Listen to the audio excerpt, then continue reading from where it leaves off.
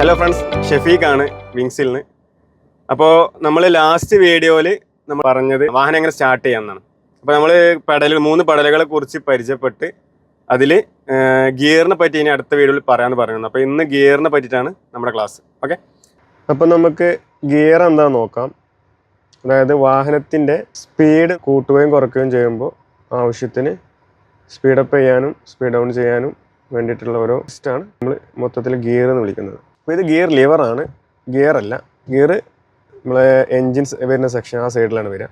അപ്പോൾ അത് ഗിയർ ആവശ്യത്തിന് നമുക്ക് ഏത് ഗിയറാണോ ആ ഗിയർക്ക് ചൂസ് ചെയ്ത് കൊടുക്കാനുള്ള ഒരു സിസ്റ്റമാണ് ഗിയർ ലിവർ. അപ്പോൾ ഗിയർ പറഞ്ഞു തുടങ്ങുമ്പോൾ നമുക്കിപ്പോൾ ഇതുപോലെ 1 2 3 4 5 റിവേഴ്സ് കാണുന്നുണ്ട്. ഇതിൽ കാണിക്കാത്തൊരു സംഭവമുണ്ട്, ന്യൂട്രൽ ഗിയർ.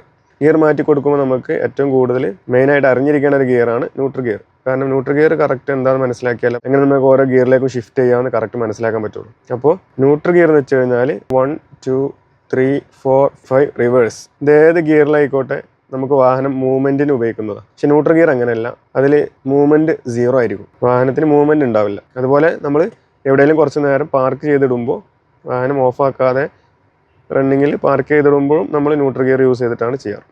ബാക്കിയുള്ള ഗിയറിലൊക്കെ വാഹനത്തിന് മൂവിങ്ങിന് വേണ്ടി ഉപയോഗിക്കുന്നതാണ്, മൂവ്മെൻറ്റ് ഉണ്ടായിരിക്കും. അപ്പോൾ ന്യൂട്രൽ കറക്റ്റ് മനസ്സിലാക്കി കഴിഞ്ഞാലാണ് നമുക്ക് ബാക്കിയുള്ള ഗിയർ എങ്ങനെയാണെന്ന് മനസ്സിലാക്കാൻ പറ്റുള്ളൂ. അപ്പോൾ ഗിയറുകൾ 3 പാർട്ടായിട്ട് തിരിക്കാം. അപ്പോൾ ഈ ലൈന് ജസ്റ്റ് ന്യൂട്രൽ, ഈ ഒരു ലൈന് കാണിക്കുന്നതാണ് ന്യൂട്രൽ. അപ്പോൾ ന്യൂട്രലിന് മുകളിലുള്ള ഗിയറുകൾ ന്യൂട്രലിന് താഴെയുള്ള ഗിയറുകൾ, ഇങ്ങനെ 3 രീതിയിൽ നമുക്ക് ക്ലാസിഫൈ ചെയ്യാം. അതായത് ന്യൂട്രലിന് മുകളിലുള്ള ഗിയറുകൾ എന്ന് വെച്ച് കഴിഞ്ഞാൽ ഫസ്റ്റ്, തേർഡ്, ഫിഫ്ത്ത്.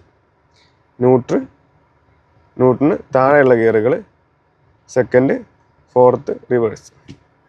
എല്ലാ ഗിയറും നമുക്ക് ന്യൂട്രൽ വഴിയാണ് ഷിഫ്റ്റ് ചെയ്ത് കൊടുക്കാൻ പറ്റുള്ളൂ. അപ്പോൾ ന്യൂട്രൽ ആദ്യം അറിഞ്ഞിരിക്കണം. കാരണം എല്ലാ ഗിയറിൻ്റെയും ബേസ് എന്ന് പറയുന്നത് ന്യൂട്രൽ ഗിയർ ആണ്. ന്യൂട്രൽ ഗിയർ കറക്റ്റ് നമുക്ക് മനസ്സിലാക്കി കഴിഞ്ഞാൽ ബാക്കി ഗിയറിലേക്കുള്ള ഷിഫ്റ്റിംഗ് ഒക്കെ ഈസി ആയിരിക്കും. ഓക്കെ, ഇപ്പോൾ നമ്മൾ ഇങ്ങനെ കിടക്കുമ്പോൾ ഏത് ഗിയറിലാണ് നമുക്കൊരു ഐഡിയ ഉണ്ടാവില്ല. ചിലപ്പോൾ ഇവിടെ ആവും, ഇതൊരു ഗിയറാണ്, ഇതൊരു ഗിയറാണ്, ഇവിടെ ഒരു ഗിയറാണ്. അപ്പോൾ ഇതെങ്ങനെ ഇതിൻ്റെ പൊസിഷൻ മനസ്സിലാക്കണമെന്നുണ്ടെങ്കിൽ നമ്മൾ എന്ത് ചെയ്യുക, ആ ഗിയർ ഏത് ഗിയറിലായിക്കോട്ടെ ലെഫ്റ്റിക്കോ റൈറ്റിക്കോ അനക്കി കൊടുക്കുക. അതായത് ഇവിടെ വലിയ മൂവ്മെൻ്റ് ഇല്ല, ചെറിയൊരു മൂവ്മെൻ്റ് ഉള്ളൂ, അതിനർത്ഥം അതൊരു ഗിയറാണെന്ന്. അപ്പോൾ അത് ആ ഗിയർ നിന്ന് അടുത്ത ഗിയർക്ക് മൂവ് ചെയ്യണമെന്നുണ്ടെങ്കിൽ ഒന്നുകിൽ മുന്നോട്ടോ അല്ല അങ്ങോട്ട് പോകുന്നില്ല, അപ്പോൾ അങ്ങോട്ട് ഗിയർ ഇല്ല, ബാക്കോട്ട് ഓക്കെ ഒരു ഗിയറിൽ വന്നു. ഇവിടെ നമ്മൾ ലെഫ്റ്റും റൈറ്റും അനക്കി കൊടുത്താൽ അത്യാവശ്യം മൂവിങ് കിട്ടുന്നുണ്ട് ഇവിടെ, അതിനർത്ഥം അത് ന്യൂട്രൽ ഗിയർ ആണെന്നാണ്. അതിൽ ന്യൂട്രൽ തന്നെ 3 പോയിന്റ് ആയിട്ടാണ് ന്യൂട്രൽ ഗിയർ കിടക്കുന്നത്. Centre, left side, right side. ഇപ്പോൾ ന്യൂട്രൽ നമുക്ക് 3 ആയിട്ട് ഡിവൈഡ് ചെയ്യാം, ലെഫ്റ്റ്, സെൻറ്റർ, റൈറ്റ്. അതായത് ഈ പോയിന്റിനെ എ എന്ന് വിളിച്ചാൽ ഇത് ബി സി. ഓക്കെ, ന്യൂട്രലിൻ്റെ A point, B point, C point. അപ്പോൾ നമ്മൾ ഫസ്റ്റ് ഗിയർ എങ്ങനെ അപ്ലൈ ചെയ്യുന്നു? ഫസ്റ്റ് ഗിയർ എ എന്ന് പറഞ്ഞ പോയിന്റിൽ നിന്ന് മുകളിലേക്കാണ്. അപ്പോൾ ഓക്കെ, 1 ഫസ്റ്റ് ഗിയർ ഇടാണ്. ഓക്കെ, ആദ്യം എ എന്ന പോയിന്റിൽ കൊടുത്തിട്ട് ഫസ്റ്റ്, സെക്കൻഡ് അതേ പോയിന്റിൽ തന്നെ പുറകോട്ട്. അപ്പോൾ ആ പോയിന്റ് കീപ്പ് ചെയ്യണമെന്നുണ്ടെങ്കിൽ നമ്മൾ അങ്ങോട്ടൊരു ഫോഴ്സ് കൊടുക്കൽ നിർബന്ധം.